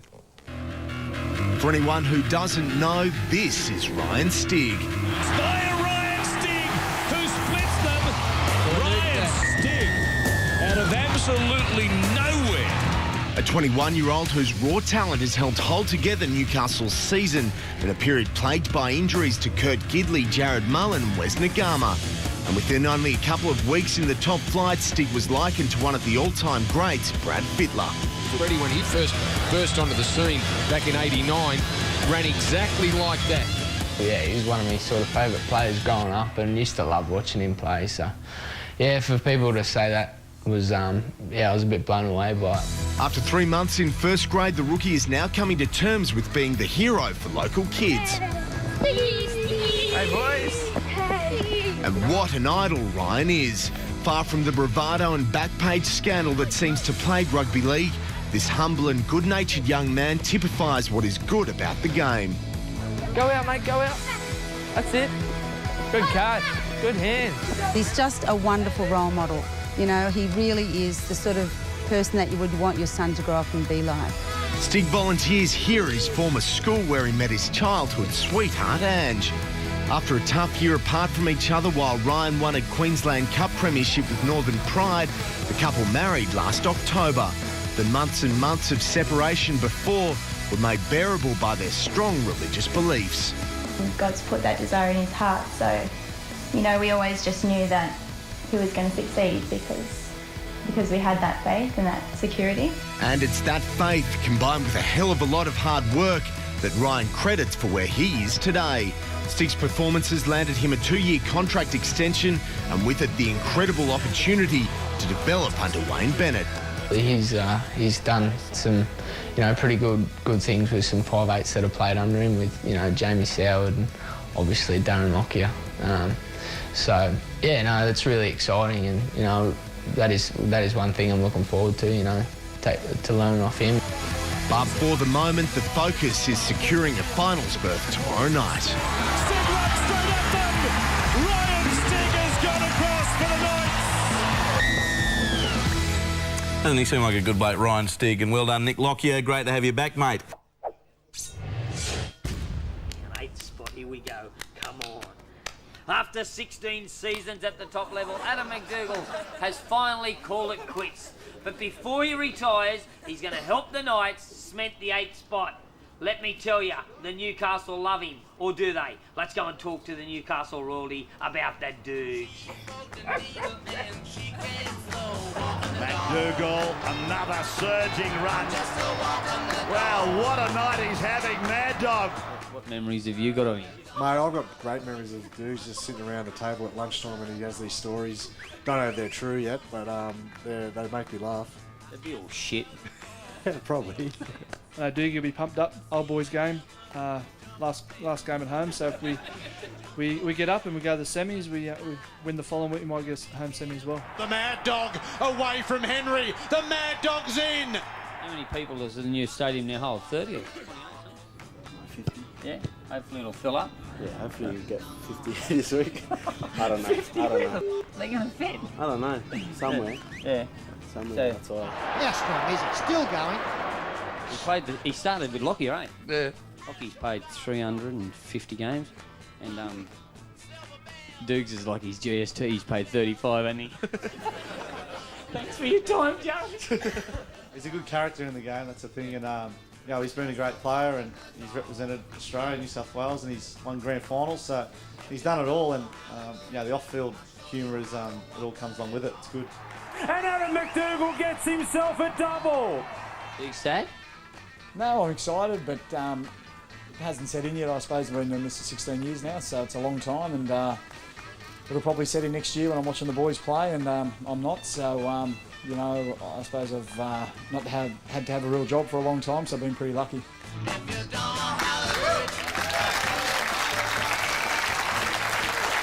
And the Knights play the Rabbitohs. That will decide 8th spot. Tomorrow night up there at Osgrid Stadium, Centrebet prices are there, $1.87 favourites. The Knights, Joey, they led 22-6 at half-time against Canterbury. The second half they played was one of the worst I've seen them ever play. Yeah, they're horrible last week. I think they admitted that. Look, I think they're pretty much specials up there tomorrow night. There'll be a big crowd. Lots said about Old Boys Day and that sort of thing, but that's forgotten after you run on the field. I think Matt Hilda coming back from injury, he'll steal the middle up, and I think they'll win. I don't mind the Bunnies. I like the Bunnies. I think they're still going all right. Greg Inglis is a massive loss, though. And Asatasi, they said he was coming back. I don't know what's the latest on that. Well, they get back Sutton, Merritt. Sutton's back, yeah. So they got a lot of attacking ability, and I don't think the Knights are shoo-ins at all. I think the Rabbitohs will come home and really test them out, and they'll scare those top two teams. Yeah, the Knights will have to be at their best to win that one, because South have got some points in them. There's 2,000 tickets left, by the way, tomorrow night, if you want to go along to that game. The stakes don't get any higher than this for Newcastle and Souths. The winner of tonight's game will play finals football, and the losers head straight to Mad Monday. We're joined now by Peter Sterling. Good evening, Sterlo. Sudden death football, it always creates something special. It does indeed, Cameron. Bulldogs fans might disagree, but the winner tonight will play in the top 8. And I'm joined by two men who'll be on the edge of their seats. Newcastle coach Rick Stone and Big Sam Burgess, injured forward for South Sydney. But let's start with the home side. Rick, the team have lost 3 in a row coming into tonight. What needs to change? Probably consistency in 80 minutes. The last couple of weeks, the second halves have been poor. We need to improve that. No lack of incentive, of course, but it must be nice to have the old boys in attendance tonight. Yeah, it is. It's a great night to be a part of. Everyone's keen and the crowd's going to be great, so looking forward to it. Thanks for joining us and good luck tonight. No problem. Time for sport now with Tony Squires, and after all the off-field action this week, finally some footy. Yeah, and it's a huge game tonight, Chris. We'll cross to Newcastle where the Knights and the Rabbitohs are playing for a final spot.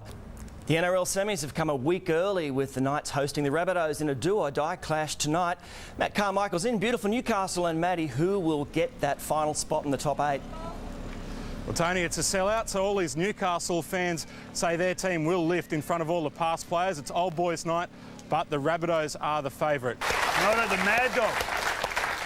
Adam MacDougall, one of the great characters of the game. When I first joined the Roosters, I used to drive the Mad Dog to the train station to go home after training. Fair to go. Yeah, unbelievable. He's gone on to win 2 grand finals, play for Australia, play for New South Wales. Like I said, one of the real characters. A beauty of a player too. He's that hard to tackle, and you even watch him now. He gets around like a young bloke. He doesn't play as many games as a lot of the young blokes, but when he does, he's sure hard to tackle. This is his trademark little skip out. They reckon he talks to his legs before the game. State of Origin game, I was sitting behind him, and he's got the trainer from Newcastle, and they're both patting him down. They're slapping him down on his legs. He's going, don't let me down, babies. And he didn't. He ended up killing it that night. So, Dukes, you've been unreal, mate. Well done, Dukes.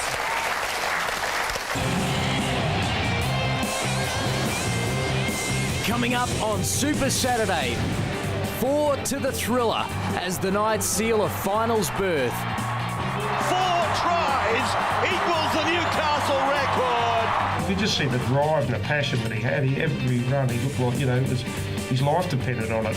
Well, let's hope the Newcastle Knights can relax, because they had a big win in front of over 30,000 fans last night at Osgrid Stadium, and Akuila Uate certainly was the star in this game. We'll highlight him in just a moment, but a big play in this game was in the first half. Even though the Newcastle Knights got out to a nice lead, if South Sydney can score on this play, they're right back in the game, Wiz. A great tackle by Kurt Gidley, then a controversial knock-on to Isaac Luke after this, which really could have been a penalty as well, with the player in the ruck area. Yeah, Richard Fioso was the man that was in the ruck. I thought that the South Sydney side were a little bit unlucky. That was in the 23rd minute. Then this is the first try to Uate. He's got the ball rolling for the Newcastle side. That happened in the 27th minute. So a couple of minutes later, they hit back straight away, Newcastle, and I thought that really put the South Sydney side under enormous pressure. But that tackle that Kurt Gidley came up with, the first bit of vision that we did show, absolutely massive play to save his team. But Uate, how good? Like a winger that, normally they score tries, that's what they're paid to do, but the hit-ups he does, coming in close off the ruck, he brings the ball back with interest. I know, probably 105 kilos. Reminds me a little bit of Wendell Salah, like the workload that he can take off the forwards, but his speed is lightning. I think he's quicker than Wendell, and his anticipation. I thought, that he comes in, so the little kick behind him, it might be a good play, but they kick him behind, and he's there and he runs 100 metres to score the try. So he's turning things like that, what you think is going to be his weakness, into positives, and what a player he's going to be if he keeps on going. I reckon he was the best player for New South Wales in all 3 games, and I think he's continued it on. He accelerates into contact, which is a scary thing. And how many gears do you reckon he's got left here? A couple. Isaac Luke wishes he would change down gear. Uate, in that game, he ran over 340 metres. Extraordinary numbers, weren't they? 11 tackle busts. It's just an amazing effort. He had spiders on him. Sorry? He had spiders. I think he had more than that. So a little bit of grease there too. But no, it was a magnificent game. And I'm really happy that Newcastle actually got through in the end. It was sad that the South Sydney side, I don't think they played their best football. They missed 24 tackles before half-time. That let them down badly. Yeah, well, both the Knights and the Rabbitohs camps had plenty to say about that superb performance by Akuila Uate. Let's have a listen. He scored a couple of great tries today, and generally how he carried the footy into the middle of the ruck on play too. You're scattering defenders consistently. You could just see the drive and the passion that he had. Every run, he looked like his life depended on it. I love going to training in the morning and seeing him having burger rings for breakfast and a Red Bull, so it's always an interesting morning, and he's always got a smile on his face, always laughing, and I really enjoy playing with him. He's kept me young over the last couple of years. My job's to set him up, it's his job to score. So I'm doing that all right, I reckon. So. Oh, he's one of a kind, isn't he? The mad dog, Adam MacDougall. Isn't self-praise no praise? Well, that's what I reckon too. He said he was quoted once as saying, "I'd love to be playing outside of me." Yeah. So that's mad dog. But look, when he's really been on fire the last month of football. Well, he's probably only played about 2 games in that time, Matty. His last 4 games have been over 12 weeks. But look, mate, one thing about Mad Dog, he can rise to the challenge. Big game player, and they need him. And he's been a handful. I think he has turned back the clock a bit. And there's his little toe poke. Toe poke. I think he must have been watching Mal Meninga. That's a salute to Mal Meninga for sure, and Terry Madison. Yeah, very good. So. But the Mad Dog is one of those players that just, and it's a great combination on the right-hand side, because Mullen's got that good early ball, he hits him, and Mad Dog's got that great ability to stand in and tackle, and you give Uate a one-on-one, well, he's such a handful. Well, he probably was like Uate some time back, but now he's shown some maturity and the ability to move the ball. I think we talked off air that you call him a winger, but I think he's really turned into a genuine centre these days, and he's certainly come a long way from a long-haired, skinny kid that I ran into in 1994. Trialling for St George when you were there, Gordy. I think you might have scared him off. No. Maybe not. Back to the Newcastle Knights. You can stay. You can stay. That's the first time he went. I've heard lots of listen, I tell you what, there's more intelligence coming out of that chair this time than there ever been all year. I know. Well, Junior usually sits there. All right, lads. Isaac de Gois, look, he's not sticking around with the Knights next year, but by gee, talk about last month of footy, he's really been one of their best players. He showed them how to win the tight game. The try that he scored there, getting out of dummy half, was fantastic. The defence that he put on throughout the whole match, I couldn't believe when Cronulla actually let him go to the Newcastle side. I thought that was a massive, massive loss for them. But in last night's game, he stood up. He's a big game player. That's what I liked about him. 47 metres he only made out of dummy half, so yeah, it's 6 runs. But it's 36 tackles that he made. That's what I liked about the effort that he was putting in off the ball. He knew they had to win the game and they had to start well, and he was the leader. Matty, let me just get a word from you on Newcastle. Obviously, it's a tough task playing Melbourne in Melbourne. What sort of belief can be installed in that group ahead of their next game? Well, again, they've got to look at the positives. They've got the longer turnaround. That's the one thing for sure. They really need to work on their defence. There were times last night where South waltzed through the middle of them. Now, when you think about Melbourne's spine, it's a fairly handy spine. If they're going to allow space in the middle for Cameron Smith, Cronk and Slater to punch through those holes, they'll be spending a lot of time discussing it behind their sticks. So they have to get that bit sorted out. Otherwise, it's going to be, they won't be too tired because they'll be standing around. Well, Melbourne attack your weakness better than most other sides in the competition, mate. If you've got a weakness, they will find it and they'll come at that weakness for 80 minutes. And it's very hard to defend Melbourne Storm for 80 minutes. Billy, Cooper, Cameron Smith, it's going to be hard. Oh, it's not impossible, though. I think the Warriors did it a few years ago from 8th position down there at Olympic Park against the Melbourne Storm, so it's not impossible. Their attack's good enough, they just got to tighten up their defence, and if they defend their hearts out, well, they're a chance of winning the game of footy. Their attack asks questions of you every set. They're not a conservative team, and they make mistakes sometimes, but they're going to have to go down there and spin the wheel. They can't go down there with a conservative, mind frame. They've got to go down there and play their most expansive footy, and that will trouble Melbourne. Yeah, that may trouble, but if they end up making mistakes, they'll shoot themselves in the foot, Newcastle, because if there's one thing that Melbourne do better than any other team in the competition, they control the football and they just grind away, keep going forward, good kicking game. Don't make any mistakes. And they're patient. So they'll wait to the 79th minute to win the game of football. But we've seen them do that this year in 2011. So Newcastle, I agree with you, but then the downside is if they try too hard and make those mistakes, bang, Melbourne will put 20 on them real quickly. No risk, no dividend. Yeah. No, I'm a great believer in that, Matty. Don't worry about that. That's what South had to do last night. Start throwing the ball around. When they did, they scored 24 points. We'll see how that one unfolds next week. Let's get the sport now. Hi, Cam. Hello, Georgie. The NRL finals are taking shape at last. The Knights grabbed 8th spot, due largely to a club record for Akuila Uate. It was a meeting of the minds before the Rabbitohs took the field, but all the smart football came from the Knights. He's over! Isaac de Gois! It's a great credit to them, to their coach, to get them up after such a disappointing loss last week. At one point, Newcastle was outscoring the clock. Mullen turns and he finds with him is Houston. After 3 successive losses, the Knights didn't blow it this time. Uate equalled a club record with 4 tries, his last starting with less than 30 seconds on the clock. 4 tries equals the Newcastle record. Now in retirement, John Lang signed off with a kiss and a warning for whoever plays the Knights next. The way they played tonight, I think they're a chance. I think a reasonably good chance. And the Knights secure 8th spot, ending the Rabbitohs' late run for the finals. Newcastle 8th spot was on the line, but for 55 minutes there was only one team looking forward to next week. Got it to Uate! Yes, he's over! Uate was on a mission. The Rabbitohs simply had no answer. 4 times he crossed.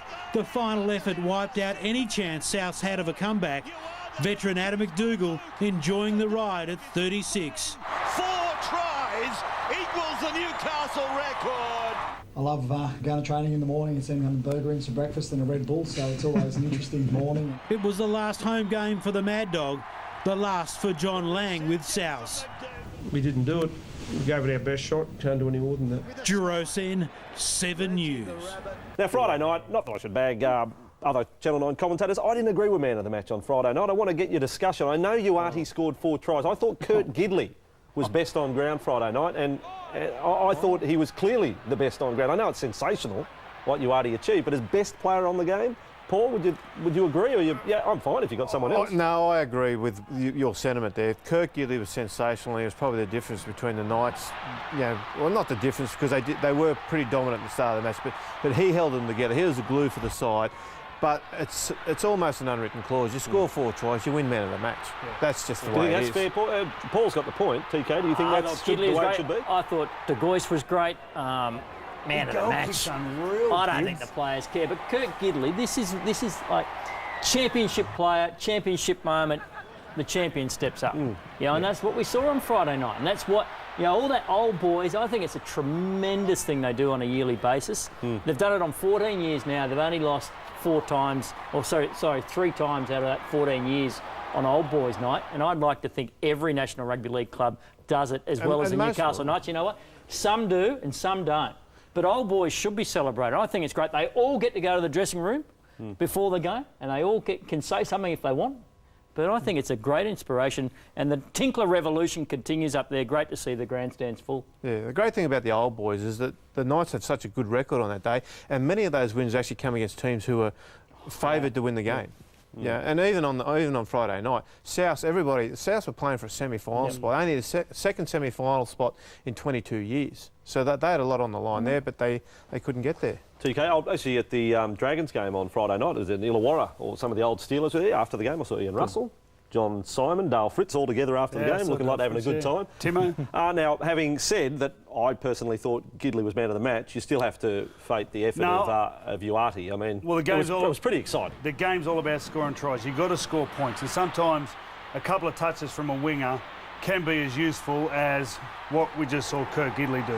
And he ran over a bloke there, down the other end of the field. He skipped and stepped and did a couple of things there, and his dynamic speed here, although Dukes does a great job here, just gives him Akuila enough time. And once again, all that stuff you do through the middle, you look at the forwards and how much work they do, down there wrestling and toiling away and running hard at a full defence line. But our halves and 5/8s get all the credit because not everyone can do that. Not everyone has the capability of doing that, and no one has the capability of doing what he did the other night. He was unbelievably brilliant. And as a forward, when you're in there doing all that wrestling and toiling that you spoke about, it's such a gift to be able to look out and see a bloke like this who you know is going to finish off your hard work. Because there's nothing worse than you do all that hard work, get it out to the winger, and he knocks it on, or he fumbles. Well, that's the whole relationship between your halves and your super players and your forwards. You do work for him, and then they score the points for you. That's the whole deal. Now, Freddie, final one for this segment. In your goal-kicking career, and you kicked a lot of goals, even in the early days, were you ever a toe poker? Like as a kid, did you ever toe poke at all? I'm even trying to think when I was 13 and 14. No, because you know what, Ross Conlon, when I remember playing for Mount Pritchard when I was about 8, kicking from sidelines and stuff. Want to be like you're Ross older Conlon. than Adam MacDougall. What would inspire Adam MacDougall that he gets the chance to take a shot at goal last night? Kurt Gidley will give him the reins. That he kicks as a toe poker. I mean, it's a lovely tribute to the toe poking days. The kids would never know what he's doing. You've got to understand what Adam MacDougall's nickname is. It's Mad Dog. The first word, mad. Right. No, we love the dudes. What a nice tribute. I think there's less error. There's less error that way. If you're not an experienced kicker, they've proven there's from not. that close. That's why we kick the other way. But anyway. No, but if you're not an experienced kicker with no rhythm and all that golf swing rhythm of they talk about goal kicking, that's that close to the time. You can throw it over. Mark Levy. So Mark Levy was at the Panthers. He was just left before I got there, but he used to kick straight up. Straight up. Well, they all do. Yeah, I saw Peter Sterling kick a field goal like that from 15 out. He drops the ball straight and kicks it with his toe, and it goes and goes over the crossbar. Got it. He's embarrassed by it. Embarrassed by it. He thought, what am I doing? John Donnelly kicked field goals, but not like that. But Sterling did, one of the greatest halves of all time. Break on the Sunday race. Been a strange show.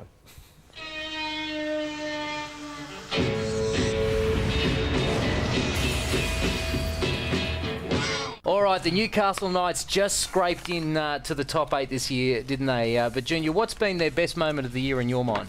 The most, in my opinion, it's been off the field, has been the Tinkler takeover. I think Nathan Tinkler taking over the club has been really, I suppose, an injection of enthusiasm into the club. It's promises a lot for the future. They've been struggling funds-wise in a whole range of areas. That's enabled them to not only put some money into infrastructure, but also bring Wayne Bennett on board and essentially going forward, a lot of positives. And without doubt, the funniest moment, where's Nguama losing his strikes? There you go. Goodbye. Hopefully Mr. Tickler can get some better ones for next year. And the best performer, I think, has to be Aku. Uate has been such an excitement. Started in the All-Stars game and had an absolute blind of that game, and his season's gone from strength to strength. State of origin outstanding. A wonderful game on Friday night, and is a real X-factor. And as a winger, can dominate a game from the wing, and it's very unusual to do that. The last couple of guys to do that was Wendell Sailor, Lottie Takiri comes to mind. What a performance. All right, well, how do we rate the Newcastle Knights? They have scraped into the 8.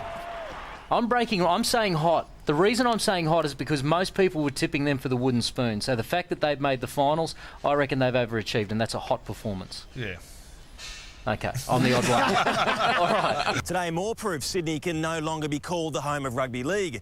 Just 3 Sydney-based teams have made the top 8. That's the lowest number in the Code's history. And it's Newcastle that may possess the biggest finals danger man. They got a guy now down there named Uate who's going to be a real X-factor in this final series. I think he scored 4 the other night, and he's a real handful when he gets the ball in his hands. Well, joining us now from 1 week at a time is another familiar face, a friendly face, Newcastle veteran Adam MacDougall. Adam, many would say the Knights have the toughest finals task of all. The Storm in Melbourne, is it mission impossible? No, I don't believe so. It's obviously going to be a massive challenge for us. They're a quality side, and whilst last night they were disappointing, I think in a lot of regards that's going to make our task even tougher down there. They're going to be fired up, and you know, we're looking forward to the challenge, and I'm confident we'll go down there and make a good presenting of ourselves. Adam, just 3 Sydney teams in the finals this year, as we heard from Adam Hawes. Is this a sign expansion's working? I think it's fantastic for the game. I think it shows the game is a national game now, and I think it's fantastic for the fans in all states to get an opportunity to see their teams and go out and support the game. And I think it's so fantastic that the game now is obviously going to be seen not just in New South Wales and Queensland, but New Zealand and obviously in other areas as well. We've been waiting for the finals. They're here. Big show tonight. Who have you got? Yeah, it's going to be a great show tonight. We've got young Daly Cherry Evans, the hot favourite for the Rookie of the Year this year, and we've also got my friend and teammate Akuila Uate, and I'll reveal tonight the secret to his success on our show. So stay tuned, and you'll find out what makes him tick. We look forward to that because he is flying. Good on you, Adam. Have a great one. Thanks, mate.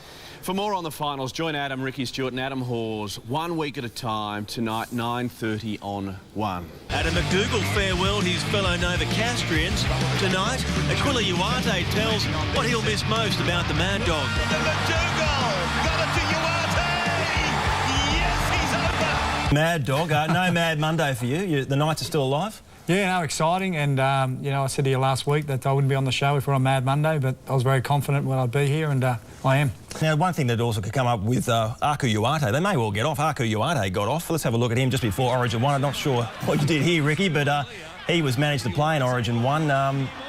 Doogs, yeah. is it? No, I spoke to Aku about that, and he said that his underpants are falling down. He's tried to adjust them for him, so there was nothing wrong with that tackle. And as I said, he was doing him a friendly gesture, I should say. On a serious note, his underpants are falling down there. And Rugby League's most exciting player, Akuila Uate, joins us. What makes him and the Mad Dog the perfect odd couple?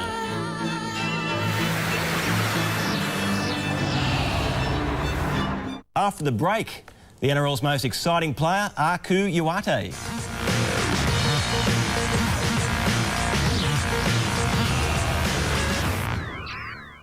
But our own Adam MacDougall continues his farewell tour, and it's become so big, NRL boss David Gallop used Mad Dog to help launch the final series today. Take a listen. One wonders what Adam MacDougall will be saying to his legs as he lines up down in Melbourne on Sunday afternoon against the Storm. Thanks for the mention, David. I will be speaking my fires, and I'll be saying to them, go, legs, go. So let's rip in, eh? Speaking of your legs, a bit of a toe poke on the weekend to cap off the win. They asked you to have a goal kick, and you took us back to the 80s. Yeah, well, I was actually the under-21s goal kicker for the Knights. We had a number of notable goal kickers, the Kamali brothers, and I was around the corner kicker at the time, but I always thought for nostalgic reasons I'd be a toe poker because they're the guys I grew up watching on TV, like Mick Cronin. So I wanted to emulate them, and it was a great night, and it's a night I'll never forget. It's right up there with anything I've ever achieved. The Newcastle public were fantastic, the club, the players. It was such a huge night for me, and a little bit embarrassing, but it's up there with anything I've ever achieved. It was just such a great night, and one of probably the highlights of the whole day actually was before I left to the game, my wife was sitting in the lounge room and she got a fright because there was all these guys jumping over the back fence with these Adam MacDougall masks on with shower caps on their heads and chanting out my name for half an hour, and I finally left to go to the game, and he's behind money.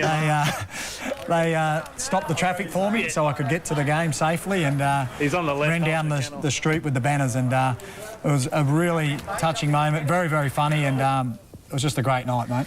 Exclusive footage there for 1 week at a time. That was very good. OK, now, fresh from a man-of-the-match performance against the Rabbitohs, Akuila Uate has been good enough to join us from Newcastle. Aku, 4 tries on the weekend. How many were those thanks to MacDougall? It's 4 tries. It's been good. I got 2 tries of Dukes, and it's said that he's going next year, and she signed 1 more year with Dukes, and you know, it's been a great 2 years with Doogie, and you know, it's pretty sad that he's leaving, and I hope I still get in contact with Dukes, give me some of his tricks. Aku, I said on the 5 o'clock news tonight I was going to unveil your secret to your success, the magnificent power and speed and excitement you bring to the fans, Aku. Now, let's be honest, I know what your secret is. It's your breakfast, Aku, isn't it? Can you tell the fans out there what you eat for breakfast, mate? I don't eat breakfast and lunch. I just have a big dinner and then go to sleep. Pretty much every day now. But the other day at training, though, come on, Aku, were you or were you not eating burger rings and a Red Bull for breakfast? Oh, yeah. Rocked up to training. I was a bit hungry. Stop at the server, get a big packet of burger rings and a big can of Red Bull for training in the morning. So that's the secret. It gave me a bit of energy, for breakfast. Aku, you remind me so much of a person I play with in Noah Nadruku, who also loved to have his sleep, mate. Look, mate, just quickly describe to us your hometown in Fiji. I was born in the Central Coast, in the Coral Coast, next to the beach areas, and I grew up 2 villages away from Tukiri and Noah Nadruku's village, and I came over 03 and started playing footy, and I came over for school, but I started off playing football, and I started off in Newcastle, and I've been in Newcastle since then. Mate, you've had a fantastic season this year, representing your state. What did you take out of Origin this year, mate? Mate, I've learned heaps about being really good, have a good confidence, and you know, just having confidence, my inside player and on my defence, and I learned so much for at the Origin camp, and I learned heaps from Gaz and all the boys, and I had a good confidence for 3 weeks, the 3 seasons. Aku, who was your favourite teammate in Blues camp? Sorry? Who was your favourite teammate in Blues camp? Pretty much everyone. But I'd say Big Blocker. He's funny. It's good to see everyone. I really got along with Big Blocker, and you know, I picked him as to present my jersey, because he's just so passionate about the state, and you know, just being around him makes me laugh every day, makes me happy. Cool. A lot of people ask me when they see you on the TV before a game, in the dressing room dancing and you know, having a laugh before the game. You've got these big jukeboxes on your ear, these big, you know, headphones. They always ask me, what sort of music is he listening to before he plays? Can you let the fans know what sort of music you like listening to before you run out? Pretty much technos and R&B. I just love to pump myself up before a game, and yeah, dancing is one of my big things I do before, just to prepare before the game. So. I could have sworn I heard some Justin Bieber, is it? The Bieber fever? Did you have some of that on your headphones too? Yeah, Justin Bieber. Yeah, I love Justin Bieber and the Spice Girls. Hey, Aku, on a serious note, you're playing the minor premiers Melbourne. You give yourself a good chance. Can you go all the way this year?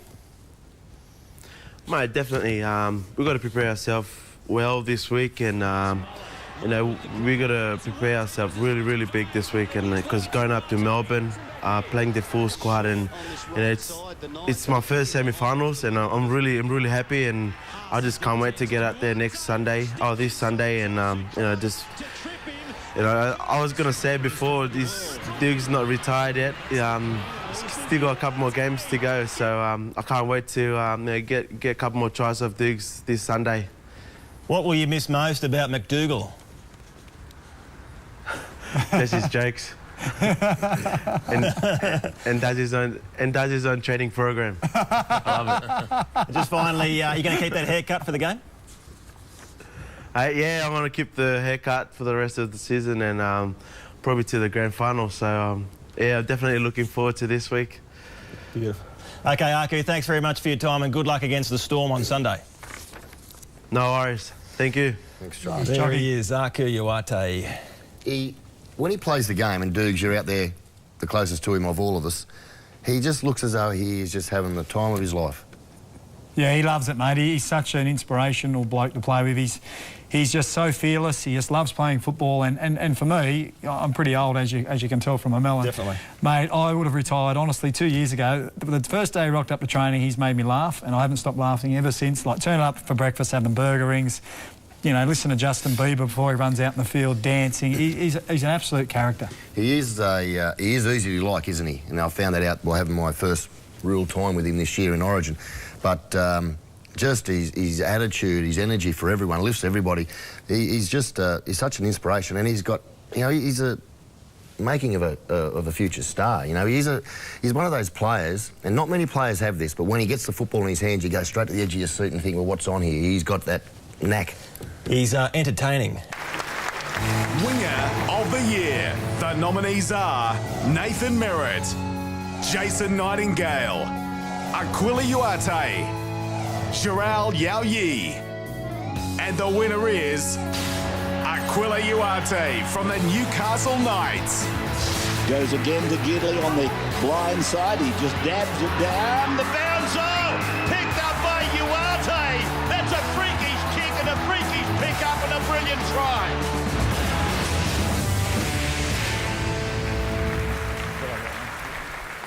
Congratulations, you've had another great year, and like Sammy Thaiday, you won the winger of the year last year. You must be very proud because, gee, there's some top wingers playing our game. Yeah, really proud. You know, first of all, I want to thank all my family and friends and the coaches and staff for helping me throughout the year, last year and this year, so I'm really proud of that. We love talking about individual matchups. Who do you think yours toughest is? Who's your toughest opponent? I don't know. Big Money, for sure, from the Warriors. It's big, tough and strong, so... It was a big night on Friday night against South Sydney up there in front of a sellout crowd at Osgrid Stadium. You scored 4 tries. You made it into the semis. It was quite a finish to the regular season. Yeah, it was. It was a big effort from the boys, and you know, it's unbelievable. It's my first semi-finals next week, and you know, we just got to prepare well this week to go up in Melbourne, and you know, looking forward to that. Fantastic. Now, I enjoyed your pre-game warm-up at stages through the year. I don't know if we put some music on, whether you can give us a little bit of a jiggy with it, or... Yeah, what sort of music are they playing in through the years there? Bit R&B? Bit of boop boop? Justin Bieber. Justin Bieber, all right. Well done, Akuila. Thanks, mate. Now, let's look at the other side of the equation, of course, Newcastle Knights. And Kurt Gidley has told Loz that playing the Storm in Melbourne is a task the Knights are really ready to take on. You've got to beat the best at some stage in the final series, and yeah, we certainly come up against I think the best team in round one, and we need to throw everything at them. We need to be disciplined, that's for sure, against a quality team like that. But yeah, I know I'm looking forward to it. It's great being back in the final series, and we've got a few guys moving on, and yeah, we're excited. We're excited about it. What do you have to do well to win? Well, I think complete sets, that's for sure, and certainly not turn over any cheap ball coming out of yardage. I think we've seen, when teams turn the ball over coming out of yardage against any team, but certainly against the best teams, you normally get punished with some points put on you. So completing well and working extra hard in defence. Yeah, obviously they have to work hard in defence, but that right edge, it's so hard to contain. Mad Dog's playing some great football, and Aku we mentioned before, but they're so quick and they've got good power when they run the football. They're difficult to contain one-on-one. So the left side of the field for the Melbourne Storm need to be aware that's where they're coming. So Dane Nielsen, Anthony Quinn, Sikamanu, they'll be put under a lot of pressure this weekend because that's the go-to side. That's the money ball side for the Newcastle Knights. Now, defensively has been an issue for the Newcastle side. Throughout this whole season, 2011, we all know they've played some fantastic football, but the last 20 minutes of the second half, they seem to fall apart. And even against South Sydney last week, they started to let tries come in, they shortened their lineup defensively. And then, on top of that, you've got a young kid called Ryan Stig in the 5'8" role. Now, if I'm the Melbourne side, he's one kid I do target. It's just the nature of the game. You look at the youngest guy, you try and make him work him over as hard as possible, make him do more tackles than he's ever done, and just have the big guys running at the same time. That's one guy I would be targeting. And then around the ruck area too. If there's a weakness, probably they play a very short line defensively, Newcastle, especially the 25 metres out for the try line, they really jam up, try and shift the ball on them a little bit, and you might get around them. Yeah, their last 4 games that they've played, their second halves, they've conceded 90 points to 10. It's too much. So, that's an area that they have to improve. Their decision-making on the left edge last week at times was ordinary. Young Licky was in the centres. He's been replaced this weekend by Junior Sau, but he's been missing. So, and he also has issues in defence. So I'm sure that Melbourne will look to target the edges and through the middle.